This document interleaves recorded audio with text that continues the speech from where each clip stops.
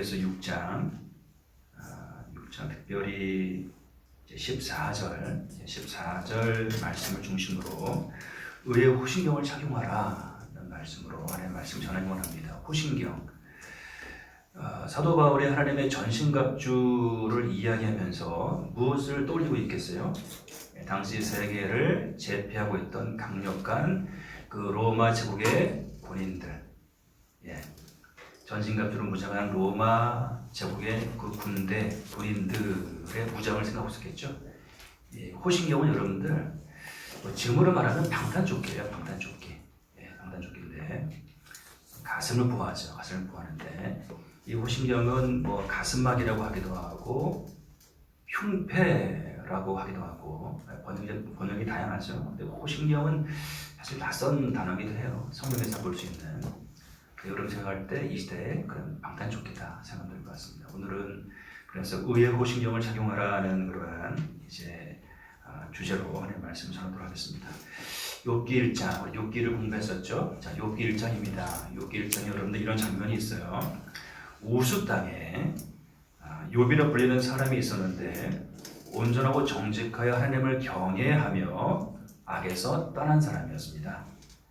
하루는 하나님의 아들들, 성경에서 하나님의 아들들 또는 별들, 이것은 이제 천사들을 말하는 거거든요. 천상의 존재를 일컫는데 하나님의 아들들이 와서 여호와 앞에 섰고 사탄도 그들 가운데 오게 되었는데 하나님이 사탄에게 늘 사사건건 하나님을 대적하고 하나님께 불평과 불만으로 가득한 종국에는 지옥 불못에 던져질 그 사탄도 함께하게 되었는데 그 사탄에게 하나님이 욥을 자랑합니다.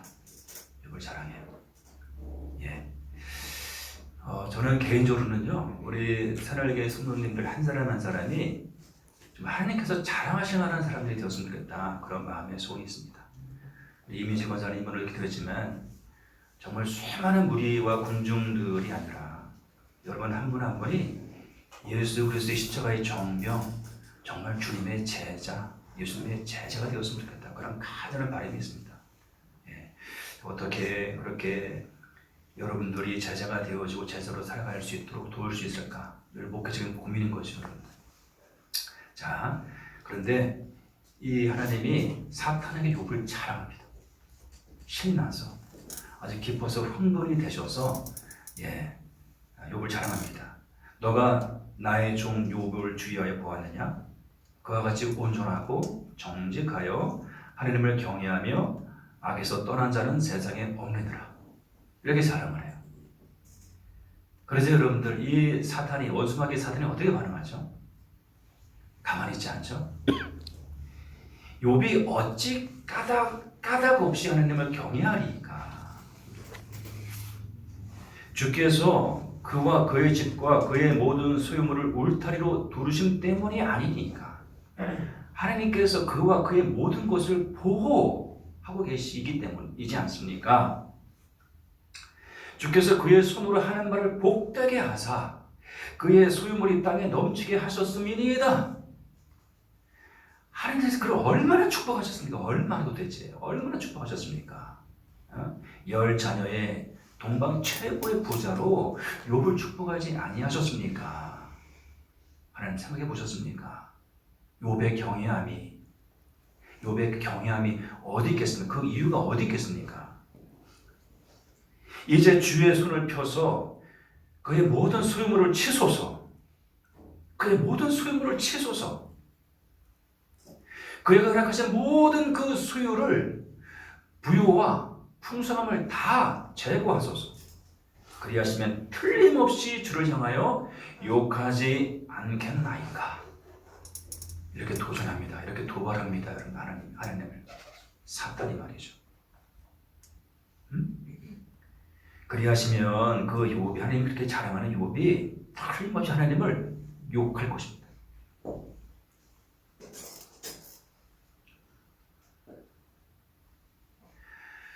요즘에 우리 이제 주일학교 승리가 잘 예배 때 보이지 않아서 이제 아동부가 이제 줌 비대면이죠. 줌 온라인으로 예배를 드리고 있는데 보이지 않아서 우리 승미가 너무나 똘똘하고 그리고 장래가 촉망되는 가능성 있는 아이인데 왜 그런가? 사춘기가 왔는가? 아니면 믿음을 잃어버렸는가? 걱정이 많이 되었거든요. 오늘 이제 온라인 예배 가운데 참여한 거예요.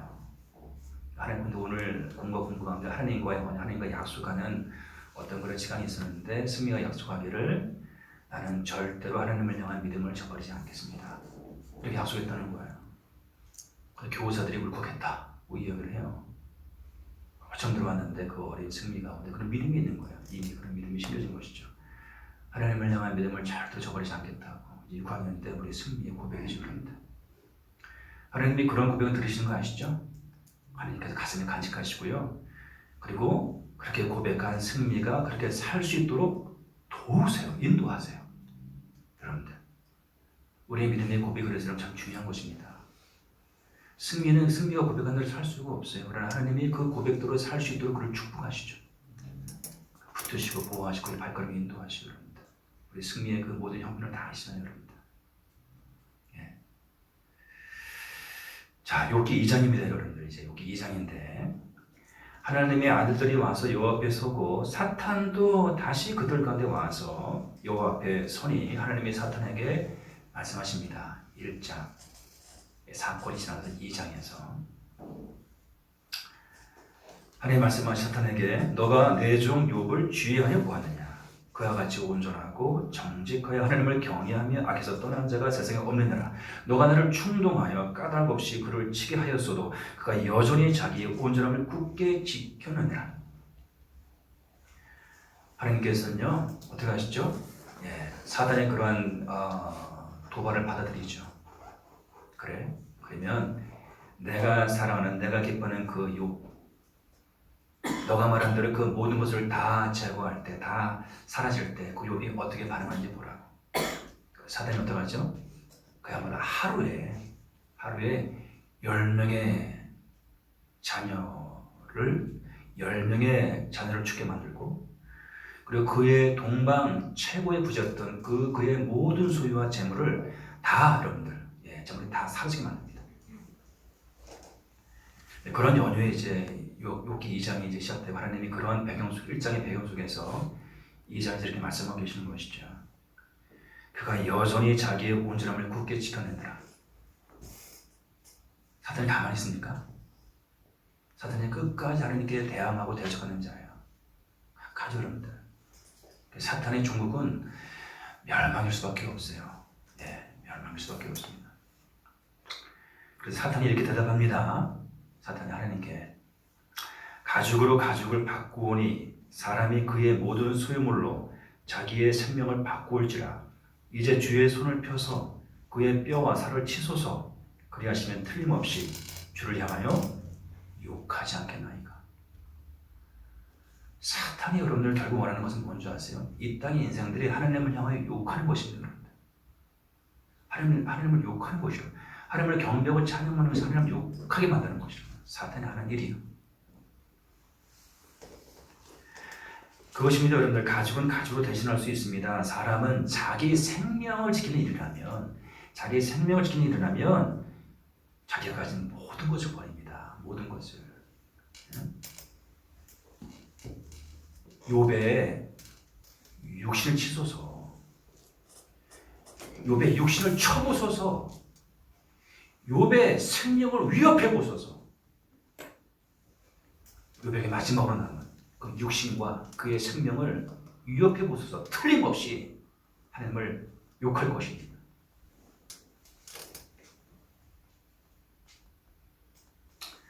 사단이 이렇게 계속 도발하는 것이에요. 하나님, 인간들이 왜 하나님을 믿는지 아세요? 왜 하나님을 믿는다고 하는지 아세요? 하나님을 믿으면 복을 받는다고 생각하기 때문이에요. 하나님을 믿으면 그 믿음으로 말미암아 뭔가 떡고물이 생기기 때문이에요. 떡고물이. 복이고 떡고물이고 다 거둬도 보세요. 그래도 하나님을 믿고 살릴 사람이 이 세상에 어디 있을까요? 어디 있겠습니까? 이 세상에. 하나님을 믿는데 복을 받는 것이 아니라 하나님을 믿는데 어려움만 생기고, 하나님 믿는데 좋은 일만 생기는 것이 아니라 하나님을 믿는데 더 안 좋고 안 좋은 일만 생겨보세요. 사고는 쫄딱망하고 말이죠. 그럼 누가 하나님 믿겠냐고요? 하나님 그런 사람 없어요. 이렇게 도발하고 있는 것입니다.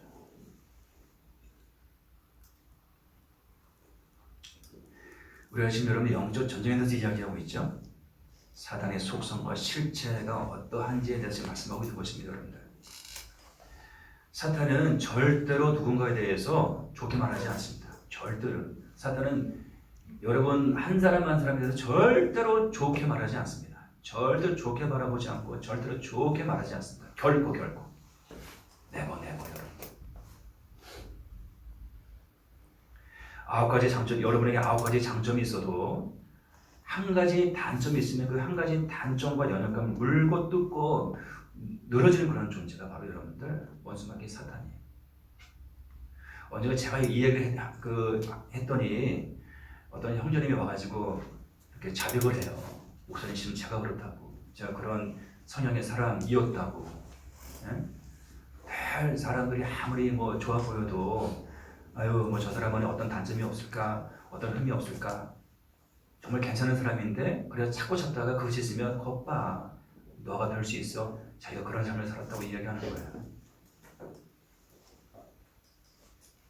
사단의 속성인 것이죠, 여러분들. 사단적인 여러분들의 속성과 실체인 것이죠.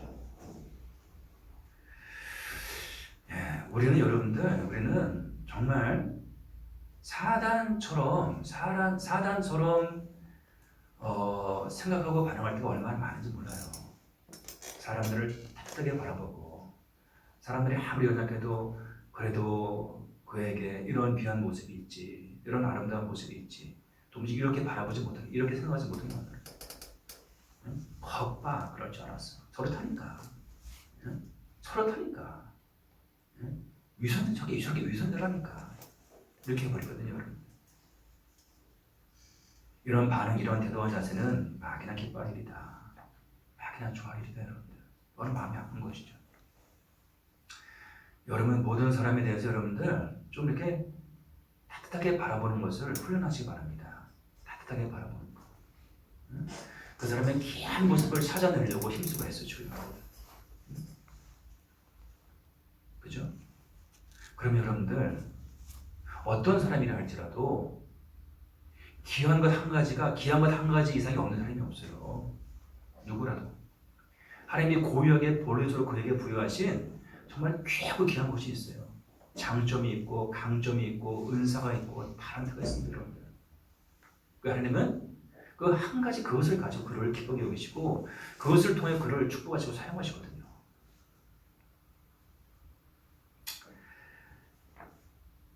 하나님의 에덴 동산에서 아담에게 망가지를 허락하세요. 아시죠? 하나님이 에덴 동산에서 아담에게 모든 것을 합니다. 모든 것. 그야말로 만가지를 하세요. 만가지를. 사단이 에덴 동산에 침입합니다. 그리고 어떻게 해요? 하나님이 허락하신 만가지가 아니라 하나님이 금하신 오직 유일한 한 가지에 사람이 꽂히게 만들어요. 하나님이 허락하신 만가지가 아니라 하나님께서 금하신 한 가지의 사람으로 하여금 꽂히게 만들어요. 그래서 사람으로 하여금 하나님께 마음을 갖고 하나님을 의심하게 만들고 하나님께 등돌이고 떠나며 범죄한 존재가 되게 만들어요. 이것이 사단적인 실체와 속성이라는 것입니다. 이것이 여러분들 하나님이 허락하신 만가지가 아니라 하나님이 금하신 한 가지에 꽂히게 만든다고요. 사단은 영적인 전쟁을 수행함에 있어서 여러분들 우리가 이러한 깨달음과 이해와 분별이 우리가 정말 있어야 돼요. 그래야지 당하지 않습니다. 그래야지만 휘둘리지 않습니다. 넘어지고 쓰러지지 않습니다, 여러분들. 형제를 향해서, 이웃을 향해서, 사람들을 향해서 여러분들 실축하지 않게 됩니다.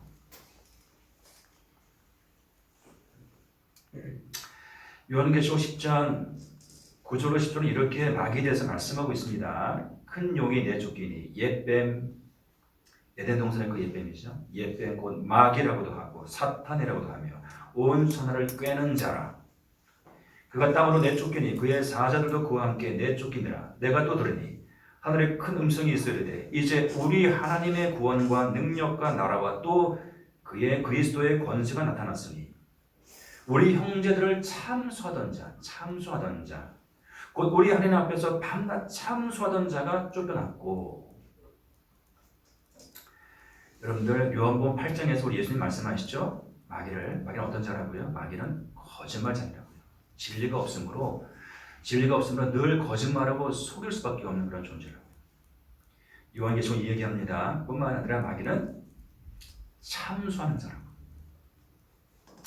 마귀는 거짓말장입니다.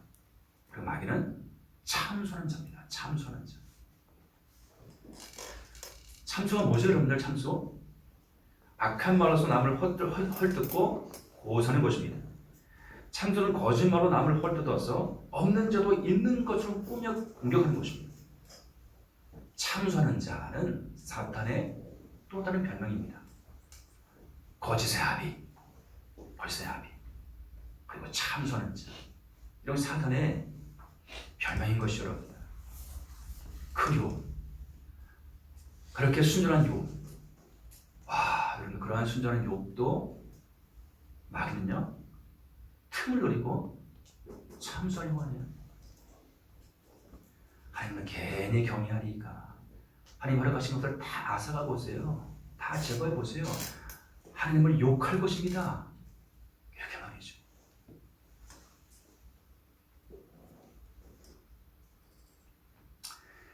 지난주에 보니까 한 연예인, 저는 TV가 없어서 TV 보지 않지만 인터넷 통해서 종종 이렇게 소식을 접하는데 한 연예인의 개인 사생활이 언론을 또 달고 왔죠. 김선우 씨라고. 많은 관련 기사 중에 이런 내용이 글이 있는 것을 보게 되었습니다. 갯마을 차차차 홍광장 김선우 배우의 사생활 논란이 연일 뜨겁다. 국민의 많은 사랑을 받아온 드라마이고 또 무엇보다 김선우라는 주옥 같은 배우를 새로 발견하기에 어찌 보면 당연한 일이다. 중요한 불법적인 일을 저지르고 사회적 논란이 된 연예인이 있다면 당연히 치단마다 마땅하고 연예계 퇴출까지도 거론될 수 있겠지만 불법을 저지르지 않았는데 개인의 사생활 때문에 주홍고시를 새기고 연예계에서 퇴출을 한다면 이는 너무 가혹한 처사를 생각한다. 모두 이성을 잃고 좋은 먹잇감을 뜯는 하이에나가 돼가고 있는 것은 아닌지 냉정히 돌아볼 필요가 있다. 저는 이분 처음 들어봤어요. 누군지 잘 모르겠고. 근데 요즘에 대세래요. 대세라고 하는데 이렇게 이야기하고 있어요. 우리 시대는 여러분들 인터넷 매체의 발달로 언제부터인가 개인의 신상과 사생활이 발가벗겨지듯이 폭로되는 그런 시대가 되었어요. 응? 예. 아마 우리 우성이 원장님 앞에 계셨는데 우성기 이름 딱 치면 여러분들 응? SK 누수 방지 이거 이제 사업장 뜰 거고요. 우리 우 권사님이 이제 작업하면서 올렸던 것들 아마 다 뜰 겁니다. 블로그도 있고 막 그러니까. 저는 뭐 힘없을 것 같은데 요즘에 유튜브를 하니까 유튜브에 뭐 이름 올려질까 싶은데 어쨌거나 여러분들 참 여러분들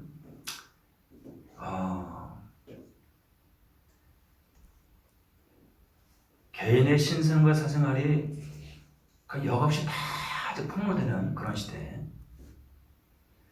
뭐 장점도 있겠지만 그로는 폐해가 더 많지 않을까 싶어요. 그러는 폐해가. 얼마 전이죠. 이제 로스쿨 졸업하고 변호사로 취업한 한 청년을 만났어요. 저 가깝기도 하고 또 이제 아버지가 목사님인데 저하고 친한 분이거든요. 이런저런 이제 이유가 있어서 만나서 교제하는데 우리 그 청년의 꿈이 굉장히 큰 거예요. 변호사를 하다가 그리고 때가 되면 정치를 하고 싶대요. 그래서 야 연수 국회의원 되겠네 했더니 꿈이 국회의원이 아닌 거예요. 지역 국회의원이 아닌 거예요. 꿈이 대통령이에요. 요즘에도 대통령 하겠다는 사람이 있구나. 뭐 세상 내심 놀라긴 했는데 정말 여러분들 그 꿈이요. 아주 그 견고해요, 여러분들. 대통령이 되고 싶다는 거예요. 정치를 통해서 세상을 돕겠다는 거예요. 믿음이 좋은 청년이니까.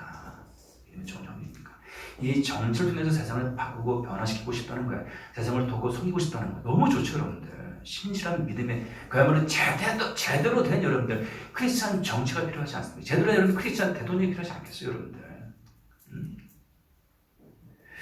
근데 제가 당장 이런 떠오르는 것이 그런 것이 떠올랐어요. 그래서 이런 조언을 해주셨죠.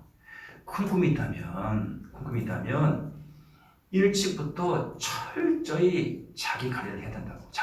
철저히 자기 관리를 해야 된다고. 우리 시대는 더 그러하다고. 철저히 자기 관리를 해야 된다고. 우리 은성이가 큰 일을 도모한다면, 큰 일을 꿈꾸고 있다면 25살 은상이가 지금부터 자기 관리를 해야 돼요. 이미 늦었는지도 몰라. 25살 은상이 뭐 이런 거 나오면서 그럴지도 몰라. 학투? 응? 학교 다닐 때 제가 나 때렸어 이런 거 있잖아요. 막 매장되죠, 여러분들. 자, 우리 예수님은 광야에서 40일간 금식 기도하시면서 당신의 공생의 사를 준비하셨어요. 그런 예수님에게 이제 마귀가 접근하여 공격합니다. 에덴 동산의 아담과 하에게 마귀가 뱀으로 접근했던 것처럼 그렇게 광야에서 금식 기도하며 이제 공생의 사역을 준비하는 예수님에게 마귀가 접근합니다. 공격합니다. 근데 마귀의 공격에는 여러분들 어떤 반복적인 패턴이 있는 것을 보게 돼요. 누가복음 4장에서 이렇게 마귀가 이제 공격합니다. 마귀가 이르되 너가 만일 하나님의 아들이거든 구약에서 하나님의 아들은 메시아를 말하는 거거든요. 메시아. 너가 만일 하나님의 아들이거든 이 돌들에게 명하여 떡이 되게 하라. 또 이끌고 예루살렘으로 가서 성전 꼭대기에 세우고 이르되 너가 만일 하나님의 아들이거든 여기서 뛰어내리라. 기록되었으니 하나님이 너를 위하여 그 사자들을 명하사 너를 지키게 하시리라 하였고. 이렇게 여러분들 너가 하나님의 아들이거든 당신이 하나님의 아들이거든 당신이 하나님의 아들이라고 생각하거든 이렇게 공격하고 도전하고 있는 거예요. 이렇게 도발하고 있는 것입니다. 우리 예수님을. 자, 여러분들 메시아로서의 그 공생의 사역을 시작하시기 직전에 인간적인 예수님은 어떤 모습이었습니까, 여러분들? 우리 예수님은 어떤 모습이었죠? 어떤 분이셨죠? 한 사람 요셉의 아들이었습니다. 요셉의 아들. 그리고 목수였습니다. 정식 교육을 받지 못했습니다. 그래서 공식적인 랍비도 아니었습니다. 가난한 집안이었습니다. 홀로 된 가부인 어머니와 여러 명의 동생들을 돌봐야 하는 30살 노총각이었습니다. 그 당시에서는 노총각, 그 당시에서는 나이가 많은. 예수님이 사는 마을은 수도 예루살렘에서 멀리 떨어진 이스라엘 변방 갈릴리 나사렛이었습니다. 나사렛 여러분들. 자, 빌립이 친구 나다나엘을 찾아가죠. 그리고 그를 전도합니다. 우리가 그분을 만났다는 그분을. 요즘에 그분 얘기 많이 하죠. 그분이 누구냐? 우리가 그분을 만났으니 요셉의 아들 나사렛 예수라 하자. 이 빌립의 친구 나다나엘이 어떻게 말하죠? 나사렛에서 무슨 선한 것이 날 수 있느냐? 이렇게 얘기합니다. 나사렛에서 그렇게 여러분들 무시당할 수밖에 없는 그런 여러분들 그런 동네 그런 마을이었습니다. 예. 아유 나사렛에서 뭐 동초동에서 하기동에서 선한 것이 날 수 있겠어. 예? 근데 하기동에서 현우가 나고 민우가 나고 그러잖아요. 예? 하기동에서 무슨 선한 것이 날 수 있어? 동춘동에서 무슨 선한 것이 날 수 있어? 이런 거죠, 여러분들. 나사렛은 그런 이제 마을이었다. 우리 예수님의 외모는 어땠을까? 외모는 여러분들. 우리가 성화를 보면 정말 아름다운, 정말 꽃미남 같은, 정말 기족 같은 여러분들. 풍채와 풍모와 외모, 얼굴, 광채가 나는 여러분들. 어쩜 이렇게 아름다울 수 있을까 싶은 같은 남자로서 바라봐 너무나 미남이고. 정말 그랬을까? 우리 예수님의 외모 정말 그랬을까? 라는 것이 여러분들. 영화에서 보는, 성화에서 보는 이사야 53장은 예수님의 외모에 대해서 이렇게 묘사하고 있습니다. 그는 주 앞에서 자라나기를 연한 순 같고 마른 땅에서 나온 뿌리 같아서 고운 모양도 없고 풍채도 없은즉 우리가 보기에 흠모할 만한 아름다운 것이 없도다. 지난주 예배 끝나고 청년부 모임 끝나고 우리 찬영이가 우통을 벗더니 찬영이 옷에게 우통을 벗더니 거울 앞에서 막 이러면서 가시 헬스장 우리 다녔거든요. 그러면서 우통 벗고 이러면서 풍채 그런 풍채 없다는 거예요, 여러분들. 우리 예수님 고운 모양도 없고 풍채도 없은즉 우리가 보기에 흠모할 만한 아름다운 것이 없는 그런 얼굴, 그런 외모였다는 것입니다, 여러분들. 무슨 얘기냐? 우리 예수님은 인간적으로나 세상적으로 내세울 만한 것이 아무것도 없었다. 그야말로 내세울 만한 것이 아무것도 없었다. 요즘 말로 하면 흙수저. 그야말로 흙수저였다라는 것이죠. 너가 하나님의 아들이라고? 그런 당신이 하나님의 아들이라고? 그런 당신이 메시아라고? 너가 만일 하나님의 아들이거든 이라는 마귀의 말들 속엔 이처럼 예수님의 하나님의 아들로서의 신분과 정체성을 뒤흔들어 버리는 마귀의 관계가 놓아져 있다는 것입니다. 아니, 당신은 너무 객관적으로 당신 자신을 살펴봐. 당신이 어떻게 하나님의 아들일 수 있는 건데, 도대체 어떻게 하나님의 아들일 수 있는 건데, 응? 당신 같은 사람이 무슨 하나님의 아들, 무슨 메시아냐고. 당신 같은 사람이 무슨 메시아로서 세상을 구원하겠다고 할 수 있는 거냐고. 당신 자신을 살펴보라고. 당신 꼬라지를 좀 살펴보라고. 주제 파가시라고 이렇게 도발하고 있는 것입니다, 여러분들. 당신이 하나님의 아들이거든, 이 말씀입니다, 여러분들. 마귀는 예수님까지도 참수하고 있어요. 뒤흔들고 있어요. 그분의 존재와 부르심까지도, 그분의 신분과 정체성, 존재와 부르심까지도 뒤흔들려 하고 있어요, 여러분들. 마귀는 어마무시한 존재입니다. 마귀는 어마무시한 존재입니다, 여러분. 이토록 어마무시한 존재입니다. 하나님의 아들조차도 여러분 이렇게 뒤흔들려고 하는, 이 세상을 구원하시기에 육신의 몸을 입고 오신 메시아 그리스도, 그분조차도 이렇게 참수하며 뒤흔들려고 하는, 넘어뜨리고 쓰러뜨리고 하는 그런 존재라고요, 여러분들. 여러분, 누군가로부터 그리고 어딘가로부터 이런 걸 참수를 당해본 적 있나요? 여러분, 살아가면서 참수당해본 적 있어요? 비웃고 조롱하고 말을 꾸며내서 나를 공격과 도전하고 당해본 적 있나요, 여러분들? 없어요? 그 인생 우리가 안 사셨네요, 여러분들. 참소는 당해본 사람들은 알죠. 참소는요, 무엇보다도 우리의 마음을 뒤흔들어 버려요. 우리의 마음, 우리의 감정을 여러분들 상하게 만듭니다. 우리의 감정을 상하게 만들어요. 우리의 마음, 감정을 상하게 만들어요. 자, 히브리인들은 이 사람의 마음과 감정이 사람의 이 내장에서 비롯된다고 그렇게 믿었어요. 사람의 내장 안에 뭐가 있죠? 심장이 있고, 폐가 있고, 그리고 콩팥이 있고, 위장이 있고, 대장소장이 있고, 그렇잖아요. 간이 있고. 바로 이런 것들로부터 사람의 그런 감정이 비롯되어진다라고 믿었어요. 여러분들, 오늘 사도 바울이 묘사하고 있는 로마 군인의 그 흉배, 호신경, 이것은 바로 신체 이 부분, 우리의 내장, 바로 신체 이 부분을 저로부터, 외부로부터 보호하는 그런 역할을 해요. 그죠? 우리의 심장과 폐와 간과 위와 콩팥과 대장소장, 이런 부분을 여러분들 적으로부터 외부의 어떤 그런 공격으로부터 보호하는 그런 역할을 합니다. 예.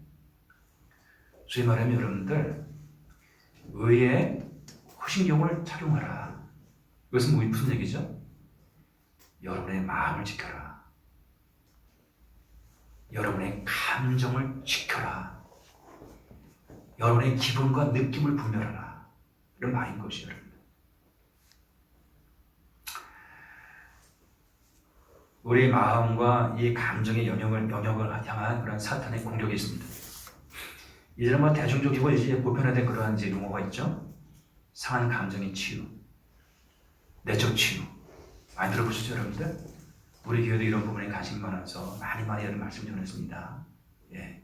내면의 치유, 내적 치유, 상한 감정의 치유. 그렇죠? 이것은 우리 시대에 상한 감정과 깨어진 마음들이 그토록 많다는 그런 반증이기도 해요, 여러분들. 이것이 여러분들 아주 이제는 보편화되었어요. 이제는 내적 치유, 상한 감정의 치유 이런 것들이 말이죠. 문제는 이런 상한 감정은 여러분들, 이런 마음의 상한 감정은 우리로 하여금 우리를 수치심과 패배감으로 채우고 그리고 심히 우리를 무기력한 존재가 되게 만든다는 거예요. 심지어는 이것이 심해지면 상한 마음과 감정이 여러분 심해지면 어떻게 되죠? 정신질환으로 이어집니다. 정신질환으로. 마음이 너무나 깊이 상하면 정신질환으로 이어지죠. 더 심해지면 더 이상 사는 것을 스스로 포기하게 되죠. 스스로 살기를 포기하는 많은 사람들의 대부분은 이 상한 감정 때문에 그렇습니다. 상한 감정부터 그 모든 것이 시작된 것입니다. 비롯된 것입니다. 상한 감정. 마음이 깨어지고 감정이 상할 때.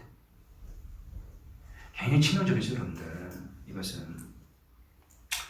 우리는 영적 전쟁 중이죠. 이 싸움에서 마귀가 노리는 우리를 노리는 또 하나의 영역이 뭐라고요? 바로 우리의 마음, 우리의 감정, 우리의 기분, 우리의 느낌의 영역이라고요, 여러분. 그런데 마음과 감정을 잘 지켜야 합니다. 여러분의 기분과 느낌을 잘 분별하셔야 되고요, 여러분. 당신이 하나님의 아들이거든. 와, 여러분들, 마귀는 여러분 이렇게 하나님의 아들에게도 도발해요. 하물며 여러분은 여러분, 하물며 여러분은, 하물며 우리는 여러분, 우리는 어떻게 됐어요? 우리의 가슴을 보호하는 가슴막이, 흉배 호신경.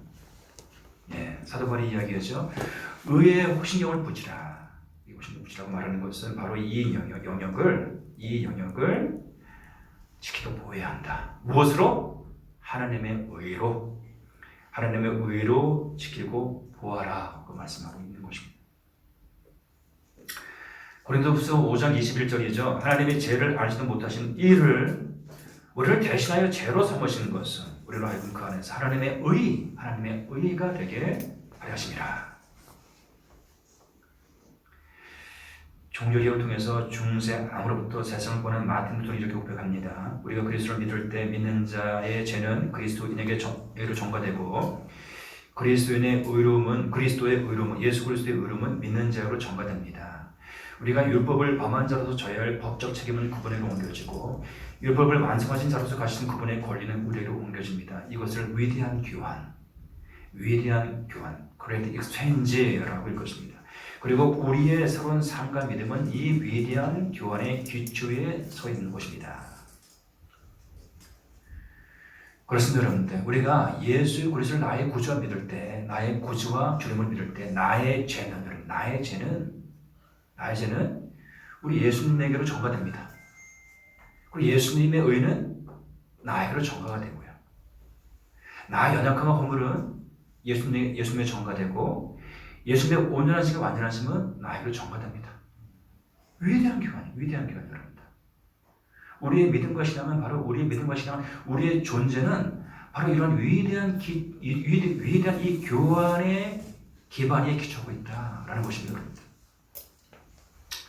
시간이 많이 가서 말씀을 정리하기 원하는데 여러분들, 자, 예수님을 나의 구주와 주님으로 믿게 될 때 나는 하나님의 의가 됩니다.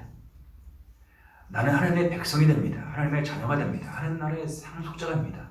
예수 그리스도를 나의 구주와 주님으로 믿게 된 나는 더 이상 나는 죄인이 아니라 허물과 연약함이 많은 그런 죽을 수밖에 없는 죄인이 아니라 나는 하나님의 자녀가 되고 의인이 되고 백성이 되고 하나님 나라의 상속자로 변화되는 것입니다.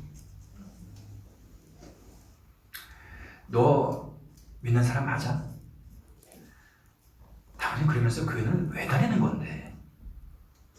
또야 은혜 받았다고 얼마나 가는지 보자.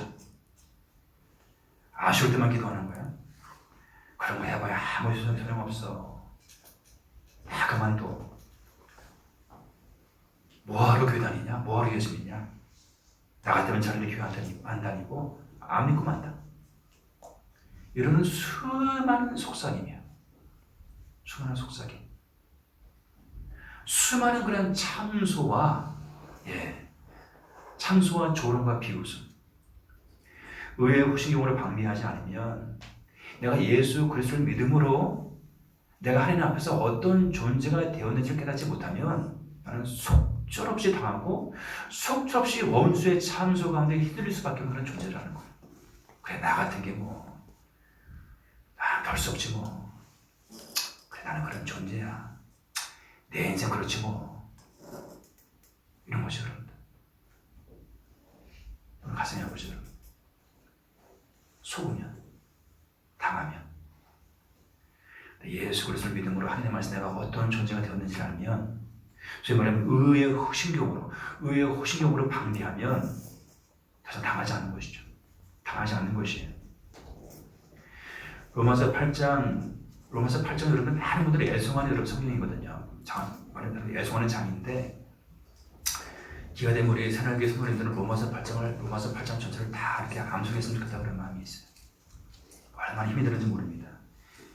이렇게 말씀하고 있습니다. 그러므로 이제 그리스도 예수 안에 있는 자에게는 결코 정죄함이 없나니 이는 그리스도 예수 안에 있는 생명의 성령의 법이 죄와 사망의 법에서 너희를 해방하였습니다.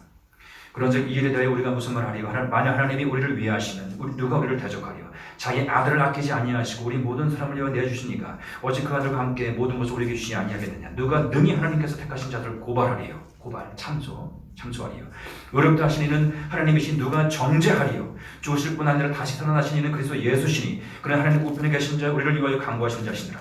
누가 우리를 그리스도의 사랑에서 끊으리요? 환난이나 공고나 박해나 극이나 적신이나 위협이나 칼이라. 이렇든 바 우리가 종일 주를 위하여 죽임을 당하게 되며 도살을 당할 양같이 여김을 받았나이다 한것 같으니라. 그러나 이 모든 일에 우리를 사랑하심으로 말미암아 우리가 넉넉히 이기느니라. 내가 확신하노니 사망이나 생명이나 천사들이나 권세자들이나 현재일이나 장래일이나 능력이나 높음이나 기쁨이나 다른 어떤 피조물이라도 우리를 우리 주 그리스도 예수 안에 있는 하나님의 사랑에서 끊을 수 없으리라. 이것이 의, 즉 그리스도를 통해서 하나님과 올바른 관계를 맺고 있는 그리스도인의 확신, 그것이 분명한 신앙의 고백인 것이 여러분들. 이것이 하나님의 의, 마귀의 참소부터 우리를 보여주는 강력한 호신경인 것이 여러분들. 서기관과 바리새인들이 음행 중에 잡힌 여자를 끌고 와서 가운데 세우고 예수님께 말합니다. 이 여자 가늠하다가 현장에서 잡혔나이다. 모세는 율법이 이러한 여자를 돌로 치라 명하였습니다. 선생님은 어떻게 말하겠나이까? 예수님이 일어나 이르시죠. 너희 중에 죄 없는 자가 먼저 돌로 치라. 다시 몸을 굽혀 손가락을 땅에 쓰시니 그들이 이 말씀을 듣고 양심의 가책을 느껴서 어른부터 시작과 젊은이가 하나씩 다 나가고 다 사라지고 오직 예수님과 그리고 그 여자만 남게 됩니다. 예수님이 일어나서 여자에게 묻습니다. 여자여, 너를 참소하던 너를 고발하던 그들이 어디 있느냐? 너를 정죄한 자가 어디 있느냐? 대답하되 주여 없나이다. 예수께서 이르시죠? 예수 말씀하시죠? 나도 너를 정죄하지 아니하노니 다시는 가서 다시는 죄를 범하지 말라고 말씀하세요.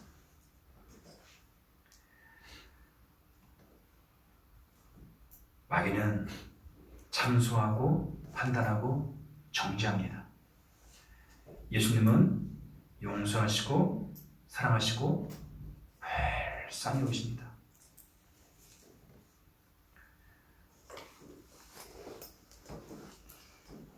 사람들은 가늠한 여인을 돌맞아 죽어 마땅한 죄인으로 참삼에 정죄합니다. 사탄은 가늠한 여인을 돌맞아 죽어 마땅한 죄인으로 참삼에 정죄합니다. 예수님은 이 가늠한 여인을 용서가 필요한 여인으로 간주하십니다. 용서가 필요한 여인, 구원이 필요한 여인, 진정한 사랑이 필요한 여인, 그리고 불쌍히 여김을 받아야 할 그런 여인으로 간주하십니다. 여기십니다. 하나님께서 나는 어떤 존재인가를 놓쳐버리면 예수 그리스도를 믿음으로 내가 주님 안에서 하나님 안에서 어떤 존재가 되었는지를 알지 못하면 우리는 끊임없이 참수하는, 끊임없이 우리의 마음과 감정마다 속삭이는 이 원수마귀의 참소를 당해낼 수가 없습니다. 우리는 한순간에 나락과 절망으로 빠져버릴 수 없게 됩니다. 하지만 하나님의 의를 굳게 붙잡는 자는, 하나님 안에서 내가 어떤 존재가 되었는지를 깨닫는 자는 결국 흔들리지 않죠. 그래, 나 어렵지 못해. 그래, 나 죄인이야. 그래, 나의 그런 여덟 근거 허물이 있어. 내가 얼마나 부족한지 너보다 내가 더 잘 알아. 그래, 그 더 이상 문제가 되지 않아. 예수 그리스도를 믿는 믿음으로 말미암아 나는 하나님의 자녀가 되었어. 하나님의 백성이 되었다. 너를 능히 무찌를 수 있는 그리스도의 군사로 서 있어. 더러운 귀신아 떠나가라. 넉넉히 경쟁 전쟁에서 이거 승리할 수 있는 것이죠. 의의 호신용을 착용하라. 우리 여러분 이 말씀 붙잡고 지금 기도하며 나갈까요? 하나님 그렇습니다. 수많은 참소, 판단과 정죄, 거짓과 속임수로 우리 안에 많은 여러분들 낙심과 절망, 열등감, 수치심, 죄책감, 정죄감 이런 것들이 지금 얼마나 많은지 모릅니다. 여러분. 하나님의 백성과 자는 절대로 결코 죄책감, 정죄감 가져서는 안 됩니다. 여러분들. 누군가를 판단하고 정죄해서 되지 않냐고 오직 사랑으로 용서하고 용납하고 품어안고 불쌍히 여기고 사랑해야 하는 것이죠. 그럼 우리가 되게 다르기 때문에 나아갑니다.